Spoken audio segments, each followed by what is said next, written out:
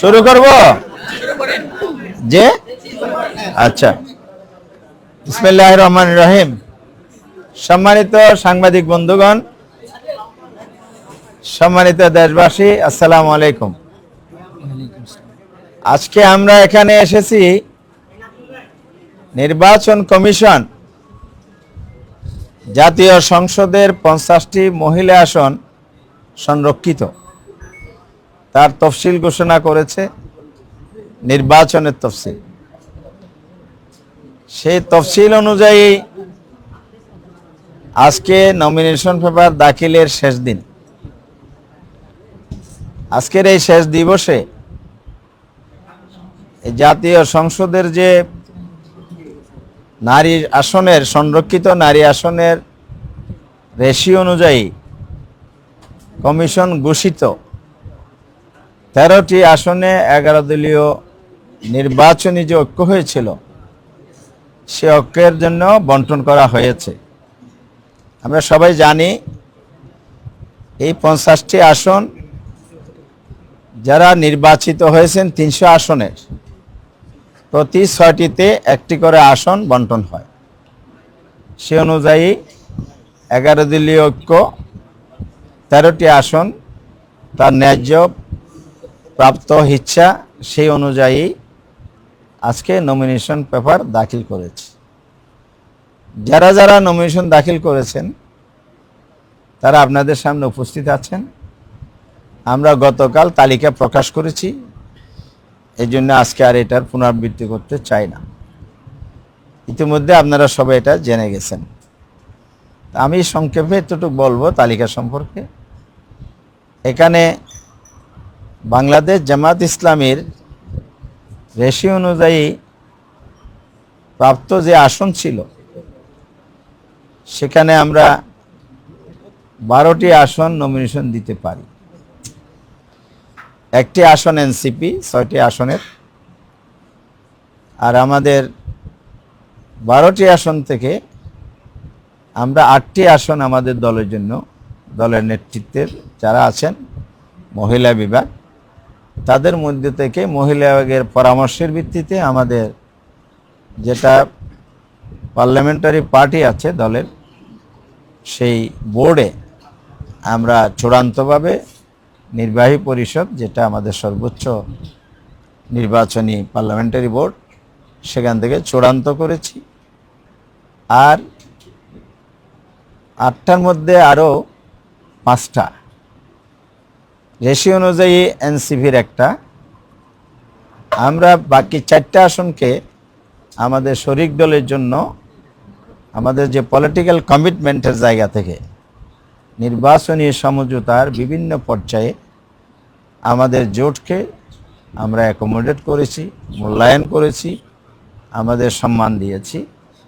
তার সাথে এই নির্বাচনটা হয়েছে জুলাই বিপ্লবের প্রেক্ষাপটে। রক্তাক্ত অভ্যুত্থানের উপর দাঁড়িয়ে আছে আজকে বাংলাদেশ এবং আজকের জাতীয় সংসদ। সেই জায়গায় আমরা দল এবং জোটের ঊর্ধ্বে উঠে শহীদ পরিবারদের প্রতিনিধিত্ব করার জন্য উত্তরায় যে শহীদ হয়েছিল শহীদ জাবের ইব্রাহিমের মাকে আমরা এখানে মনোনয়ন দিয়েছি। ওনার নাম হচ্ছে রোকেয়া বেগম, উনি এখানে উপস্থিত আছেন। আর বাকি এনসিপির একটি আসন থেকে তারা মুনিরা শারমিন দলের যুগ্মা আহ্বায়ক এখানে উপস্থিত আছে, তা সবাই পরিচিত মুখ চিনেন। আরেকটি আসন আমরা এনসিপিকে, আমার পাশে যে দাঁড়িয়ে আছে ডাক্তার মাহমুদা মিথু, সে জালকাঠি 2 থেকেই জালকাঠি একেই নমিনেশন সাবমিট করেছিল। আমরা সেই সময় সমঝোতার যে ফর্মুলা ছিল সেই জায়গায় তার নমিনেশন প্রত্যাহার করা হয়। আমরা নারী আসনে তাকে মনোনয়ন দিয়ে সম্মানিত করেছি।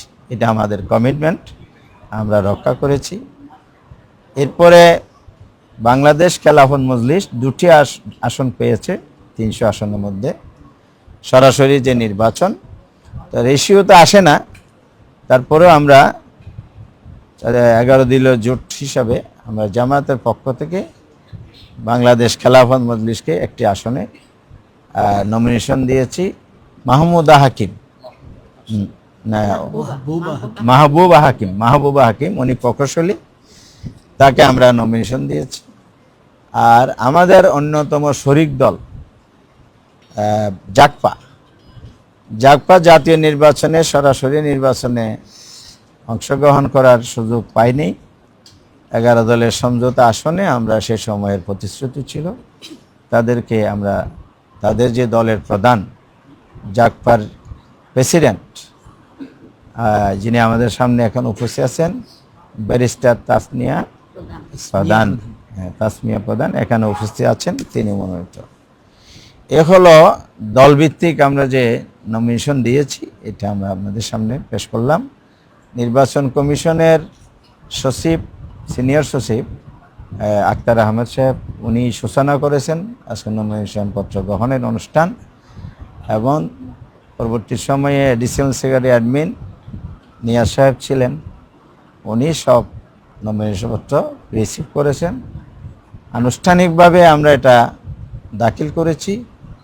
তফসিল অনুযায়ী আপনারা জানেন 12ই মে নির্বাচন, এর মধ্যে বিভিন্ন পর্ব আছে, স্কোরিং আছে, প্রতীক বরাদ্দ আছে, সব মিলিয়ে একটা পদ্ধতি আছে। তবে এখানে যেহেতু সরাসরি নির্বাচন নয়, আমাদের সংবিধানে যেভাবে বর্ণিত আছে সেই অনুযায়ী সংরক্ষিত আসনে মূলত ভোটার হচ্ছে পার্লামেন্ট মেম্বারগণ। তো সেটা মেনটেন করেই ওনারা ইলেকশন প্রক্রিয়া সম্পন্ন করবেন, গেজেট প্রকাশ করবেন। আমরা আশাবাদী হব নারী আসনে যে আমরা কম্বাইন্ড তালিকা সাবমিট করেছি, এটার মধ্যে আর কোনো